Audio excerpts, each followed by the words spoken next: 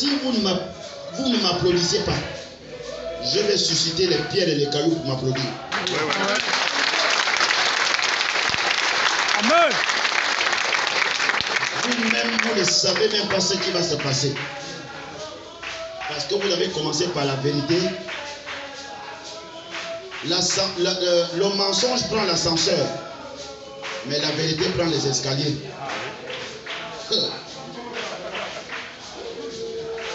L'ascenseur arrive vite, mais la vérité prend les escaliers, va toujours.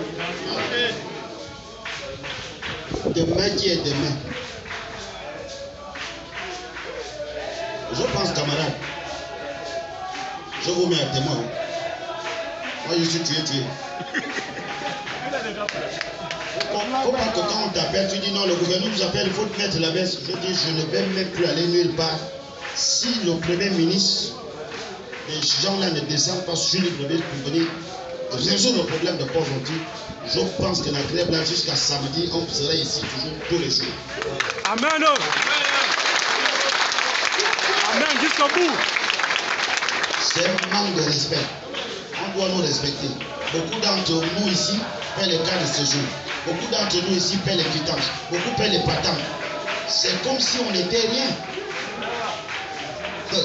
Ce que j'ai vu à la télé hier, ce que tu as montré là, le ciel a déjà validé. Quelles que soient les manigances du diable, le ciel a déjà validé. Amen.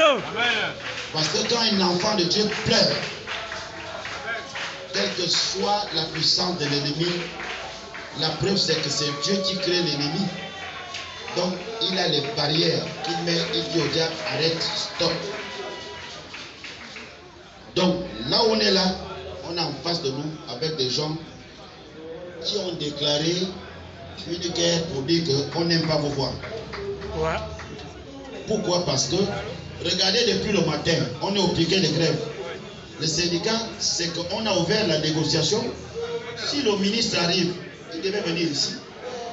Il voyait le provincial, c'est le premier responsable. La preuve, c'est que c'est lui que le gouverneur appelle. Ils ont abandonné même le pauvre inspecteur des transports, qui est jusqu'au bureau, jusqu'à l'heure là. Il m'a dit, le gouverneur s'est entretenu avec le ministre. Je ne maîtrise pas son agenda. Je dis Dieu merci. Je sollicite même qu'il ne nous reçoit pas. Mais ce que je vais dire à la télé, il n'y a que Dieu qui sait déjà ce que je vais dire. C'est un manque de respect, vis-à-vis de nos personnes. Je dis la grève continue, c'est jusqu'à samedi. Si on envoie des gens, ils doivent venir nous recevoir, c'est ici. Nous, on n'a plus besoin de se déplacer parce qu'on est fatigué. Ouais. Et je continue parce que si on lâche les bulldogs qui sont enchaînés là, ils vont couper les chaînes. C'est vrai. Ils vont nous avaler. Sans état d'âme. Ils n'auront pitié de personne. Ils vont dire, vous avez déclenché quelque chose qui n'est pas allé jusqu'au bout. Donc, nous, on préfère aller au bout. Mais on a ouvert le dialogue pour que la puissance publique vienne, qu'on soit écouté. Et pour être écouté, il faut qu'on trouve un juste milieu. Parce qu'on est lésé. Et quand on est lésé, vous avez dit que la mairie est dehors pour les clandos. Ça ne va plus durer pour les numéros de portier parce que nous sommes en mars. Le numéro de portier n'est plus loin là. Pendant que nous avons ces problèmes-là. Or, pour des gens qui sont vraiment, qui ont le souci des opérateurs économiques, le ministère devait être accompagné du maire de la commune de Port-Gentil, du gouverneur, du colonel et du colonel de la police et de la gendarmerie pour résoudre ce problème parce que il y a la représentativité de chaque responsable des problèmes dont on est victime. Mais on est là, c'est comme un Sénégalais qui se retrouve à Nairobi. Vous connaissez bien? Même la langue, il ne connaît pas comment il peut parler. Il parle au Wolof, lui il parle anglais, tu ne comprends pas. Donc, de grâce, nous attendons Radio Gabon. Je vais faire une déclaration devant le confédéral parce que je les mets à témoin. Puisque la même loi qui dit le service minimum, quand vous voyez que ça ne va pas, vous arrêtez tout. Puisqu'on n'est pas écouté. Les clandos ont pensé qu'ils peuvent nous défier. Voilà leur malheur qui est en haut. Ceux qui travaillent là, il y avait contrôle au lycée d'État. On a commencé à prendre les dossiers là-bas. Les gens ont dit non, je m'en vais au centre social, je m'en vais retrouver les autres là-bas. Il y a la plupart qui sont même là que je vois les figures que je ne peux pas vous dire devant les gens. C'est pas bien. Donc, les têtes, ceux qui sont venus pour prendre les informations, pour aller donner à la police, vous n'êtes pas Dieu. Quand Dieu décide de résoudre un problème, allez-y donner les informations. Nous ne faisons pas la politique, mais nous réclamons une justice équitée pour que le contrôle soit bien fait. On ne peut pas comprendre un contrôle où on termine à midi, les autres prennent à midi à 18h, les autres à 18h jusqu'à 21h. Est-ce que c'est encore un contrôle? Tous les journalistes, si vous êtes là, je vais faire la déclaration. Je suis tué. Merci. Bien. Camarade, je prends la parole ici en tant que secrétaire provincial de l'Union syndicale de l'Ogooué maritime, représentant la COSIGA. Si vous êtes ici, ce n'est pas pour rien, parce que vous êtes une fédération qui est affiliée à la COSIGA. Je ne pouvais pas vous laisser dehors. Également, je vais vous dire que le pouvoir public, que quand l'autre reconnaît ton pouvoir, reconnaît son esclavage. Quand l'autre reconnaît ton pouvoir, reconnaît son esclavage. Nous reconnaissons le pouvoir.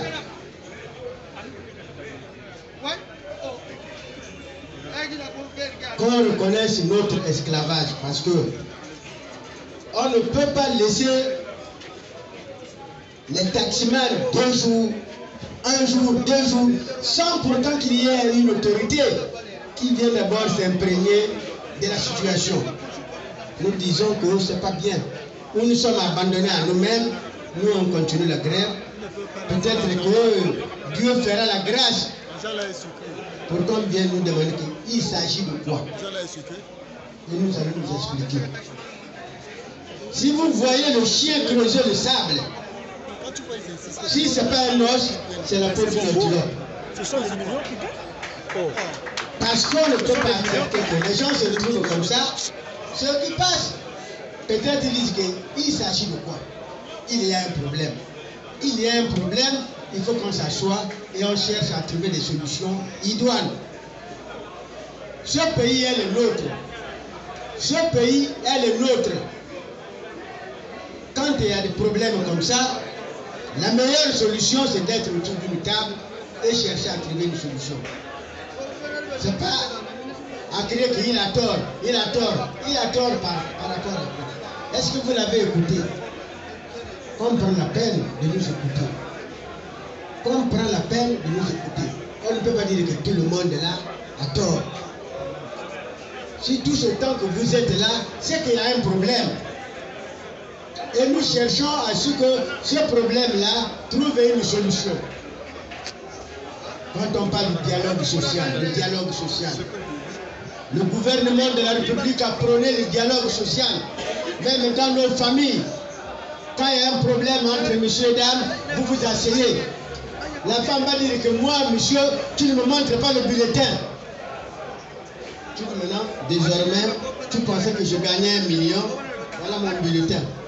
Je gagne 300 000. Désormais, quand tu lui donnes 150 000, il saura que tu gagnes 300 000. Parce qu'ils ont une idée sur nous. Quand elle n'a pas encore vu le bulletin, elle dit que oh, lui là, il doit gagner 1 million, il doit gagner 2 millions. Il faut lui montrer le bulletin. Ce que nous demandons, c'est la justice et rien que la justice. La justice et rien que la justice. Quand on se met autour d'une table, on s'explique. Nous demandons au pouvoir public que c'est pas normal on laisse les pauvres populations se baguer comme ils sont en train de le faire là. L'économie du pays également prend un coup. Quand vous voyez ces taximans là garés par rapport à ceux qui circulent, il y a une majorité. Et si c'est la majorité qui prime, donc il ne faut pas négliger. Ne négligez rien. Ne négligez rien. Je tenais à attirer l'attention des pouvoirs publics pour qu'on essaie un temps soit peu de nous regarder. Merci.